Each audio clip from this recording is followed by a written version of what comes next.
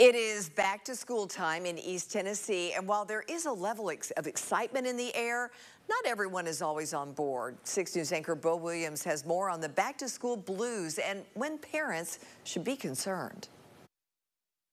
Chances are, if you're a parent, you've heard this before.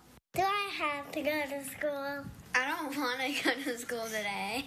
I don't feel like going to school today.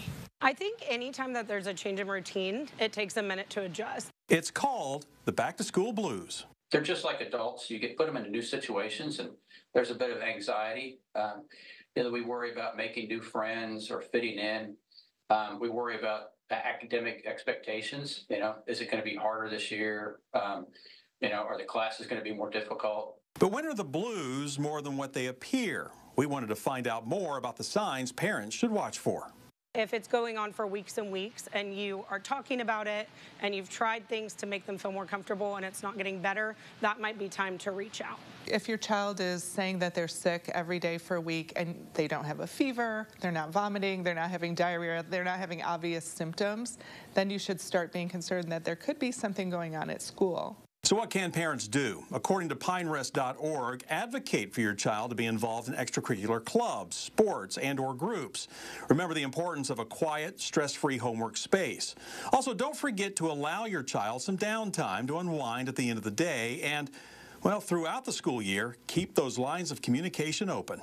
If it turns into a pattern, you want to reach out to the teacher, the counselor, and see what they're seeing at school. They may know things that your child may not want to share with you. Early intervention is key. Sometimes when in younger elementary, we're already addressing mental health concerns, it scares families. Scary, yes. However, if left untreated, studies have shown that persistent school refusal can lead to academic underachievement, school dropout, social isolation, and even poor mental health. You need to really make sure your child understands that you believe them. You know that they have a headache, they're not feeling well, and you want to understand what's going on.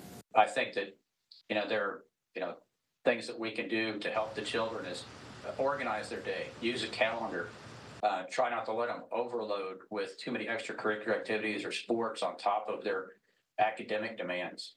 Set realistic expectations.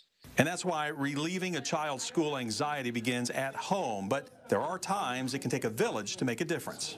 We have calm down areas in every one of our classrooms. When I was in the classroom, that was an area that a lot of times students used first thing in the morning to help with that transition and get themselves into the mindset. If one smile, one encouraging word, one 15-minute morning meeting can change the trajectory of a child's day, it can ultimately end up changing the trajectory of their life. In Knoxville, Bo Williams, 6 on your side.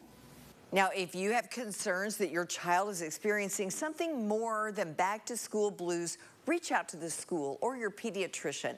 Also, experts we spoke with stressed that while showing compassion, parents still need to remind their child while it's important to go to school. To learn more about the signs to look for, everyone, search for this story at WATE.com.